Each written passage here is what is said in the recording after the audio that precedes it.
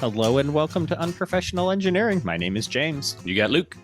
Luke, we're continuing our What Is series with What is Architectural Engineering? And this bad boy was a write-in, wasn't it? This was a write-in. I Look don't at remember us. who wrote it in, but we listen.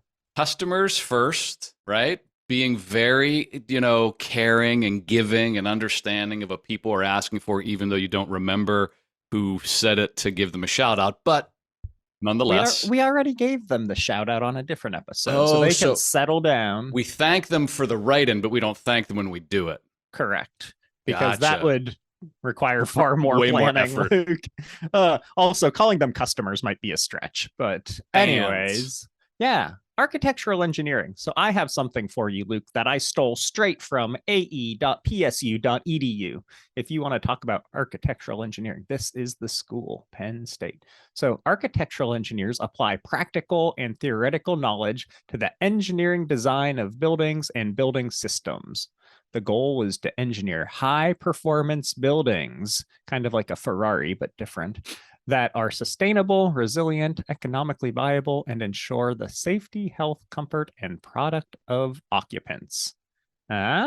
So they go on to talk about how they unite like principles from structural and mechanical and electrical and all of these different kinds of engineerings to come up with architectural designs and concepts that are out of this world. So this feels like it would be way better than just being like a run-of-the-mill architect, right?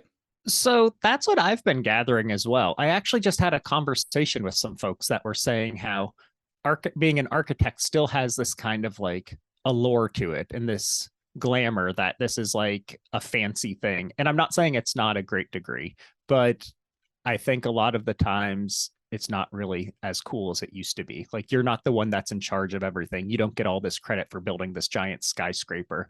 And a lot of the times you're just building like handicapped ramps and stuff like that, as opposed to, the Empire State Building. What I heard was like one of the big differences, like, so an architect is kind of like a lawyer that just has a general law degree. Like, yeah, you'll do okay. I mean, you're not going to starve. I know the type. But but the minute you specialize as an architect, or you kind of own your own company, or you start your own firm, but like if you think about it, like I know a lot of architects that work with us, and it's like you didn't make it as an architect, so you're working here now, not designing stuff. Isn't that the same for us? Yeah, a little bit. But come on, James. So I asked that question to the Googles because the Googles is the smartest person I know. It is. I said, what is the difference between architectural engineering and architecture? Do you want the answer? I would love the answer, James. Architectural engineering focuses its study on design of all building systems, including mechanical, lighting, and electrical and structural systems, while also planning the construction process of buildings and building systems. AE graduates receive an engineering education that can pursue professional licensure, while architecture has a lot in common with AEs, architectural engineers. The study of architecture focuses more on spatial, cultural, and material forces that shape buildings and the build environment. So it feels like architectural engineering is really more of a complete understanding or ownership of the process, not only like the building system, but the mechanical and electrical parts. Yeah. The architecture really is like that style of the building and how it's going to look and feel. So here's my analogy, James. So I'm guessing everybody listens to our shows, either an engineer or a mechanical engineer or something like Hopefully. that. We don't want anyone else. So this is the equivalent to, exactly. So this is the equivalent to like an industrial designer. So someone doing swoopy designs, and they don't care about like how you're going to actually make it, fabricate it, anchor it to the ground, make sure that you have room for, the HVAC, and is it going to be solar, and where's the conduits, and where's the plumbing. I feel like architects just do the swoopy stuff like an industrial designer might do. Yeah. And then the engineer gets really mad at the industrial designer. It's like, I can't fit plumbing in that wall. Like you can't do that. Like you can't have 4 glass walls around a room because like I need to put plumbing somewhere. I need to put electrical somewhere. I feel like really good. That's the analogy. So an industrial designer versus like a mechanical engineer that actually has to make it. So That's very good, Huh? Luke. Well done. Huh? I'd also say, just to not get yelled at by someone, it might be the same as, say, an engineer and somebody on the shop floor. When the engineer hands them something like, go make this part, and they look at it and they're like, clearly you've never made a part before. So, Yeah, so yeah, I've definitely never made a part. So yeah. I'm sure I've done that. What do you mean I need draft on a part? Right? Like I need fillets Yeah. somewhere? I can't just make everything razor sharp so it like basically murders everybody whenever they handle it. Yeah. Now, whenever we talk about this, I'm just going to be thinking like of this architect who's like, just so there's a swimming pool on the roof, I'm happy with the I have to design, have a grass roof. That's all I Yeah. need. Uh, All right. Moving on, Luke. Moving on. So, a couple of things that I'd like to focus on. Do you want to talk about the schools and the education required next? I mean, I want to. Okay, perfect. So, it's interesting that you mentioned Penn State because Heck they are yeah. not numero uno, at least No, on they the chart that certainly are I not. found, but they were number 3, which Yeah, is they're pretty up there. good. Penn State, University Park, James's alma mater. Go Mud Ducks. Go Mud Um, Lions. They are number 3. Number Pretty good. 2, this one was really kind of crazy for me, is University of Miami. Really? I saw they're up there as well, and I was like, I thought they just like drank and like partied. I don't Yeah, know. I Good for always you, thought Miami. I always think that's where Ben Roethlisberger went, but he did No, that's Miami the of other Ohio, one. which makes Yeah. no sense to me. Different story. We'll talk about that some other time. Uh, But number 1, drum roll, please. University of Texas, Austin yeah, is I number saw 1. that as well. Yeah, go long Mud Ducks or Longhorns, Longhorn Ducks. something Yeah. like that. So I had trouble finding consistent lists. I looked at Yeah, a couple of them, they're but all over the place. what you said is very similar to what I had. I saw, I think this probably isn't a real common degree to have at universities. So I think that plays into some of the uniqueness of the list that we had. But I Mhm. saw like Worcester Polytechnical Institute, Cal Poly from San Luis Obispo. Somebody wrote in and said we should do an episode about that place, by the way. Is that Spain? Auburn. I don't think so. Okay. Oklahoma, Milwaukee School of Engineering. That's interesting. Alabama. I did. Well, Really? I'm not going to make any comments there. University of Cincinnati. But I saw, like, again, like always, the price, how much you're going to pay. Texas, number 1, right, is like 25,000. Not bad. Not bad The at all. SAT scores are like 1220 to 1460. So you could get in there, right? Mhm. Miami, I saw it 66,000. Like, holy moly. Why And would then, you do that? yeah, Penn But it's State out of back down state, to like right? 36. I mean, Yeah. it's out of So state, right? I So don't know, I guess. Penn State's acceptance was like about 50% of people that apply get in for it. You only need an SAT around 1160 to 1340. So there you go. essentially, Just make it happen. Penn State will accept a hobo Well, to I go mean, in their arc. that doesn't make 50 me feel very good. But 50% I acceptance was real, rate. so that's what it said. It said Auburn has an 83%. So It could be like not a lot of people are applying, right? It could be. yeah, I mean, because it does seem pretty specialized. Like when you look at engineering schools, like yeah, that have like a mechanical engineering degree, you would just I just kind of assumed they had an architectural engineering program, but a lot of them don't. To your point, so that yeah. might be why acceptance rates are so high. Did you look up any that are best around the world? I never do around the world stuff. I know you Come don't. on, That's why I just know called you out. I was you just are like, way more international savvy than I am. I care about our diversity. So the best universities in the world. So I just clipped out any that were from the US. So number 1 listed was Hong Kong Polytech in China, Delft University of Technology in the Netherlands. That's always on our lists. Mm-hmm. Polytechnic University of Milan, National University of Singapore, always on the list. Norwegian University of Science and Technology. Do you know where that was? In Norwich. There. Well done. Norway. Come on. I'm not that bad. Zhanghao University in China, Andover University in the Netherlands, Polytechnic University of Turin in Italy, Loughborough University in England, and the University of Nottingham, where Robin Hood went to school. Interesting. In England. Yes, fun fact. It's interesting that a lot of the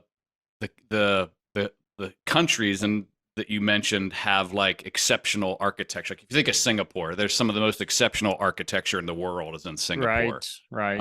and Italy and Milan and all these. Yeah, that's interesting.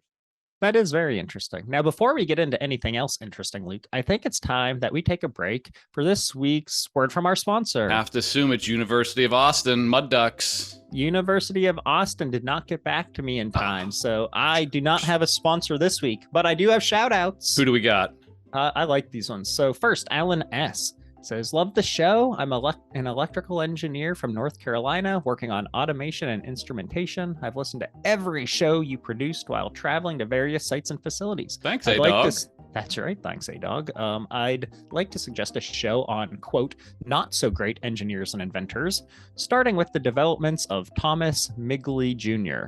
Also a show on universities with research nuclear reactors on campus. I'm guessing he's a North Carolina State person, but I don't know for sure. But Thomas Migley Jr., he created Freon and he created leaded gasoline, both of which have been like, the worst things totally ever. Wiped away. That hole in the ozone was created by this guy. Right. And he's from like Beaver Falls or something. So a close connection. That explains a lot. Yeah. Next shout out. This is a good one. Sean H. Love the show. Thanks, Sean. I just did 4 years in prison and taught myself the majority of bachelors in electrical engineering. Next to a tinker, that's about as unprofessional engineering as it can get. Could I get a shirt or could you make a shirt that says I learned quantum mechanics and all I got is this lousy t-shirt? I'd love to support the show. I know you guys are bummed out about not having a sponsor. However, you make a great show and I appreciate you not shoving companies down my throat. Keep up the great work. Then he wrote back, P.S. And you thought your bullies were bad. Have you ever had to beat up a giant with a multivariable calculus book? Always buy hardcover. I'm assuming he means while he was maybe in prison. That's my assumption. I have to assume. So good on you for bettering yourself in prison. Absolutely. Because the rate of readmittance into prison is almost as good as the rate as Penn State's acceptance into their architectural engineering program. Luke. So good on him for bettering himself. And that's right. I mean, all you got is time while you're there. And apparently you beat up guys with hardback books to defend yourself and do what you got to do. That's right. That's awesome. I told him, I was like, I'm going to claim full responsibility for like leading you to engineering and showing you the way of engineering. So good job, us. Oh yeah, good job him. If any of you have a story that you'd like to share that probably isn't going to compete with that, I'd love to hear it so that I can share it out with everyone in the world that listens to us. Go ahead and email us at unprofessionalengineering@gmail.com. And don't forget to subscribe, like, share. We love the reviews, so make sure you keep doing the reviews. And as always, you can tell your smart devices to play the Unprofessional Engineering Podcast. And if you're interested, go order your own stinking shirt on the Unprofessional Engineering store. I mean, I wouldn't say they're stinking shirts, but yeah, you're probably not wrong. Okay, so back to the universities, Luke. We talked about all the great ones that are out there and how amazing they are, but we didn't talk about the classes that you're going to be taking. Do you care if I jump into that real quick, like? Please do. Awesome. All right. So at Penn State, at least, which we've already decided is a pretty decent AE school, it's a 5-year program, not a 4-year one. So kiddos, you might want to consider that because it means you're not even slacking. You get to stay in school an extra year. There's actually a lot of degrees that turn into 5-year programs because it's kind of a specialization. So yeah, maybe pick one of those. It's also not a set program, but there's like 4 specialization options that you can go into. So your 4 options for like your 10 semesters, which is kind of why it takes longer, I think, is the construction option. So this emphasizes building construction engineering and construction management. I think that the construction management side of things is kind of interesting. That goes into the process as well. A lot of the software we deal with BIM is really construction management related. The second one is the lighting or electrical option, which sounds terrible to me because I hate electrocuting myself. This emphasizes the designs of lighting and electrical systems for the building, obviously.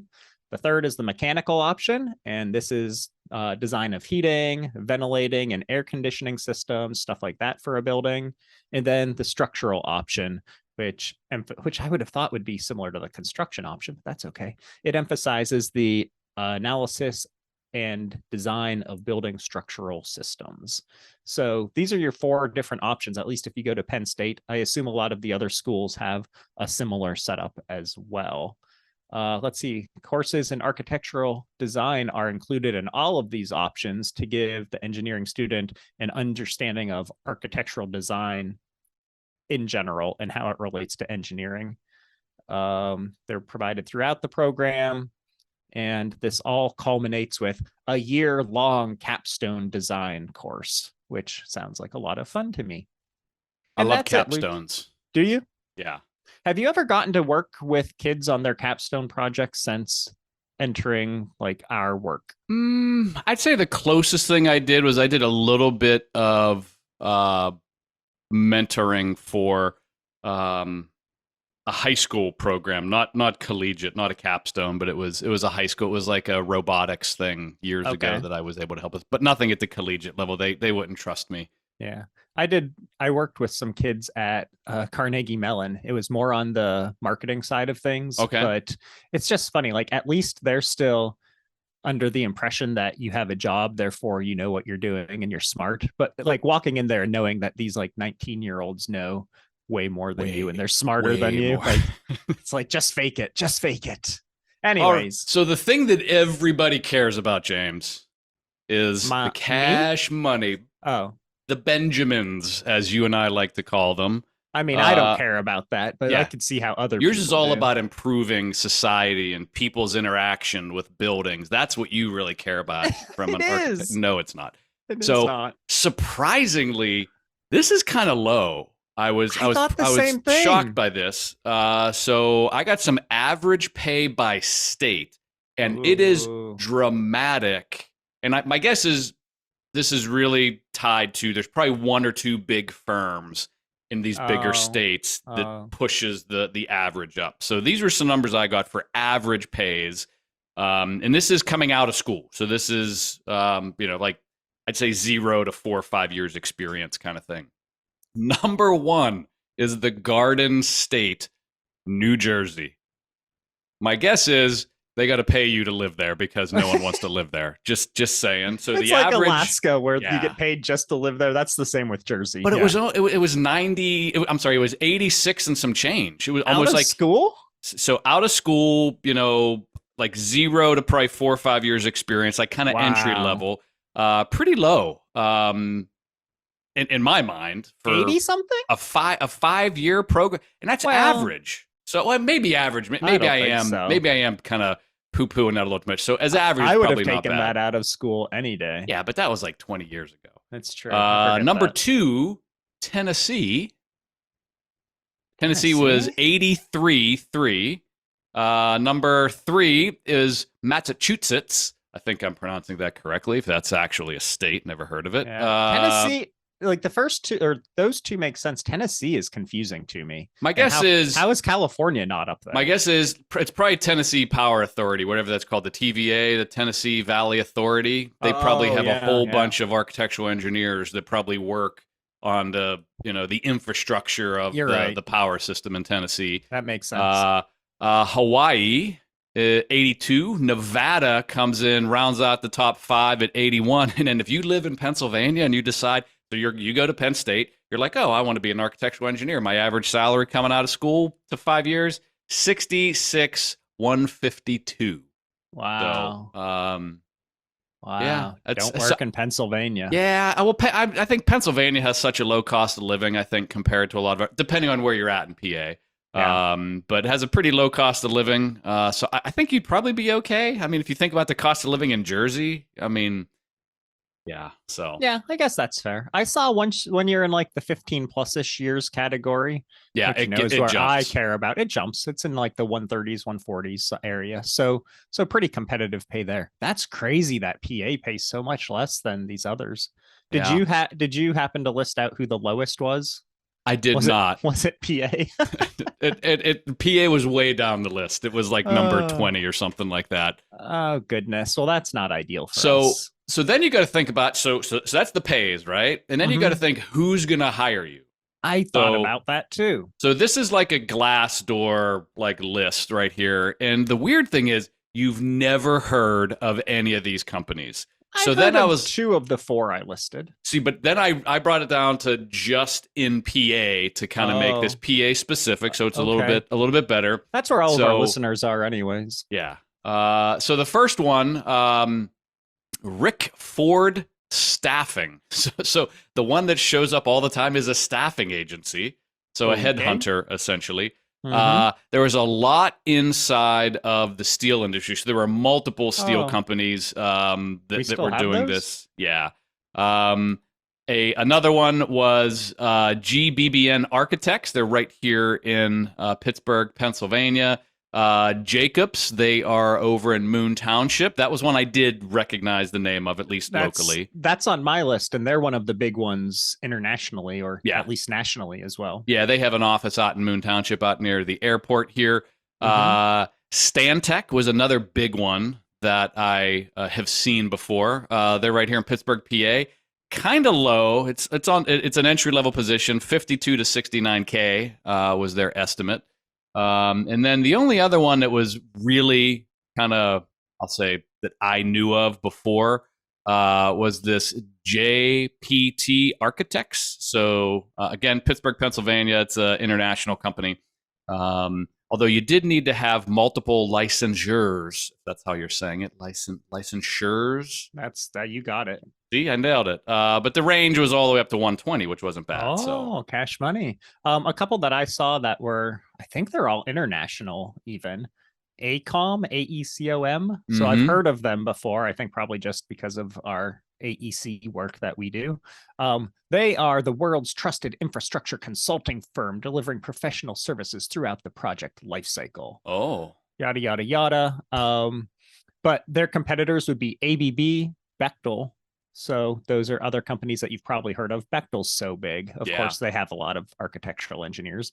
Gensler, global architecture firm with 50 locations across Asia, Europe, Australia, the Middle East, and the Americas. Founded in 1965. More than 3,500 active clients. Skidmore, Owings, and Merrill. I'd never heard of them, but it sounds like they're pretty big. Leading, they focus a lot on interior design and engineering and urban planning. And then Jacobs, like you mentioned. So again, 52,000 employees across 50 countries. That's pretty solid. So that's very all of them solid. that I have. Before we go on, Luke, I have some things about what they do and some requirements, stuff like that. Let's take a break for this week's Luke's Rant. So I'm going to keep this somewhat related to Are you? architectural engineering, but it's probably going to go more to just like me complaining. So I had the pleasure the other day of sitting in Chicago Midway Airport for about an extra 4 hours more than I anticipated. And I have to say, it's a terrible, terrible airport. Number one, there's like 3 bathrooms, and I held up 2 fingers. Sorry, there's like 3 bathrooms in the entire airport. I mean, it's every airport I've ever gone to. Like you're at the gate, you turn, and there's a bathroom right there. But for some reason, they have like three bathrooms in the entire airport. It kind of smelled funny, really dirty. The bathrooms or the airport in general? Everything in general. Okay. It was there. Yeah. The saving grace was there was a chicken place right next to my gate. So while I was waiting at the gate, all I smelled was the deliciousness of fried chicken. What kind of chicken place? I think it was called City Chicken. It wasn't like a Chick-fil-A or something like that, but it was like a chicken sandwich joint, and it smelled really good. Big line. I didn't get a chance to stop, but I might stop next time. But my real rant is I'm en route for my 1 o'clock flight. I'm going to get there about an hour early, get through security just like a good person, right? You want to get there early. You don't want to be that person running, making a fuss, get out of my way. You're supposed to be there 2 hours early, but go ahead. I don't remember that story, but so I get there, and en route I get, I'm delayed like an hour and a half, 2 hours. So and I'm there like literally like 3.5, 4 hours early. So, yeah. So it's more of a complaint about Southwest and their ability to keep flights. But apparently this is my first flight in like 4 years. And according to you, you've been jet setting all over the place. Like delayed flights is kind of like the status quo nowadays. Yeah, man. I mean, United was lovely on my last flight. All of them were on time. lovely flights. Red eyes are amazing, but Delta really hammered me the flights before that. Yeah. Man, was that unpleasant. So yeah, there goes some more sponsors. Moving on, Luke. How about what do architectural engineers do? I'd love to hear what they do.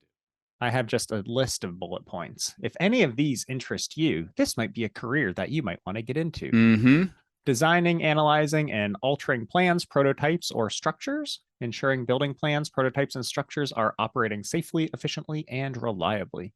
Assisting team members with project objectives, budgets, and timelines. That would be the part I do not want to do. No. Budgets and timelines, oof. Establishing project goals goes along with that. Identifying and solving problems in building plannings, ensuring building systems are functional and reliable and safe. Lots of site visits. So, maybe you get That to could be travel a cool. bit there. Yeah. Testing and evaluating building systems to find problems. Reading, interpreting, and explaining complex technical documents. And then consulting with clients on building projects. Maybe that's what I would do. I'd consult with the clients and be like, no, stupid, we can't put the grass ceiling or grass roof on top of your building. Some of the requirements for architectural engineering: a bachelor's or master's degree as an AE, obviously, professional engineering license. So we always talk about how nobody actually needs a PE unless you're a civil. Turns out architectural engineers do too. Yeah. But they're basically like cousins to civils, right? Yeah, Let's be honest. A road, a building, whatever. Current knowledge of industry trends. I don't think that's really a requirement, but okay. The ability to diagram designs both manually and with computer aided drafting. I think that's pretty reasonable for all engineering. Teamwork and communication skills, management and time management skills, excellent working knowledge of science, math, and engineering, which is why you go to school to get the degree. And then analytics, critical thinking, problem solving. So really, go land your degree, get your PE, and then the rest kind of falls into place. Boom. What do you think about that? I love it. So I got a couple, I'm going to call it history, but it's more like fun facts because I love that. Keep in mind, this thing didn't always exist. So no. So when you think of like early architecture and engineering, about it, like everything was really based off of like trial and error. So they wanted it to look like this, they built it and it collapsed, and they didn't understand why it collapsed. It was like, oh, why did this thing break? Because everything they were doing was physical. They would build it, see if it worked, and it wasn't until like I'll say the 18th century, 17th century, whenever structures were starting to be engineered. Like up until then, it was, let's just build this until it kind of falls. When you look at like Roman history, like they actually started to think about like the arch and they were doing it not even knowing they were doing it. So like the invention, I hate to say invention, but the use of the arch in buildings was probably one of the first applications of, okay, this is a really strong structure, so let's use this structure in the buildings that we're creating, because they know that the arch and the dome are strong structures. In the 17th... So back when we did our top 10 inventions of all time, we said, well, discoveries we aren't counting. So we said that like the discovery of fire, we assume someone didn't invent fire. They discovered something burning. They kept it going, yada, yada. Do you think the arch kind of falls in that same category, that it's a discovery, not an invention? Yeah, because I don't know. I would guess it's probably a discovery, like, because naturally arches like occurred somewhere, and they realized, that they were strong. So I would bet it's more of a discovery than an invention. Right. 1700s. So it really didn't happen until in the 1700s. Galileo is one of the first to introduce some elements of modern science into. Check out our episode on Galileo. Yeah. I assume we've done one. I don't know. Yeah, I'm sure we did. Probably. Where you actually do calculations to determine the strength of beams and things like that. So it was one of the first times that was included. And then when you think about like the modern era, like Frank Lloyd Wright, perfect example. I have another famous one, but Frank Lloyd Wright was really a trained engineer rather than an architect. I didn't know this, and he's like, everybody thinks he's one of the most famous architects, but his training was more on the engineering side. And when you look at the types of buildings that Frank Lloyd Wright designs and that he architected, I think is the correct word. That is. Clearly, they needed a ridiculous amount of calculations and engineering. If you think of the cantilevers for falling water, if you think of like the circular dome structure of the Guggenheim in New York and all the other ones that he did, tons of engineering went into it. So it wasn't just making it look good; it was making it functional. It was making it, I'll say structurally strong. Literally, one, two, at least 3 years ago, Luke, we recorded at your house an episode all about Frank Lloyd Wright. Oh, because Frank's my friend. He's my favorite. It is yet to be released. And he's one of my favorite. I know he was a terrible person, but how have you not done that? Well, we announced on it that this is going to be a new series of like great architects, and then we've never done one since. We'll have to do a couple more architects. Yeah. So another fun fact. Guess what university has the longest ABET association? What's an ABET? Architectural Board of something. Penn State. It is Penn State. They got it in 1935. They have the longest running architectural engineering program. I wonder if that was back when, the president and the president were like brothers, and that's some more funding we got. Who knows? Possibly. So I have one last thing on a famous architectural engineer I'd like to talk about. I don't know if you had anything else before that. The only thing that I had that was kind of a fun fact is I was trying to watch some videos about architectural engineering, and one of the first comment on this one video that I was looking at, so just normal commenters, the commenter says, "I feel like I'm going to be unemployed as an architectural engineer. Who is going to hire me over civil engineers?" And I just felt like that's the most depressing thing that I could possibly see as a first comment. Let's not watch this video. Yeah. All right, moving on. Okay, so one of the most famous architectural engineers, and this is debatable because when you look them up, they're not always have that degree, but a lot of times it's like inferred because of the type of designs they do. So Frank Lloyd Wright is, I think, considered an architect, but he probably falls into this. But this cat his name is Richard Buckminster Fuller. He was born July 1895. He died July 1938. And you'll never guess the type of structure that he invented, or not that he invented, but he applied to an architectural principle. Just guess. I can't even guess. The geodesic dome. So those dome houses? Yeah. There's a handful of these dome structures all over the world that he has designed. And unfortunately, like after his passing, even his own, not disciples, what's the word where like that's your guy? We'll go with disciples. We'll go with disciple. I like that. Yeah, it's a little biblical there. Yeah. But one of his students, we'll say, that's another term, even admitted that, it's a huge waste of space. Like, what do you do with like a giant dome? It's so unusable. Heating it is really difficult and costly. Cooling it's costly. There's no way you can completely seal them to another structure. There's always air. Like there were like major technical issues with the structure. Super strong, really great, but like the connections were finicky because they're, super complicated. Oh, that's funny. Yeah, so he had a terrible, he had kids that passed away, and he had a second kid, and it was right whenever he was losing his business, and he ended up working in a meat packing place during World War I. I mean, so really terrible life. But then he gets super famous for creating these structures, so much so that the Buckminster fluorine, it's a 60 carbon soccer ball shaped molecule. It was actually a molecule named after him because it's a 60-sided. Oh, how interesting. So they actually named this molecule after him. It was a molecule that was developed at the university, Rice University, in 1985, and they got a Nobel Prize in 1996, and they named it after this architectural engineer.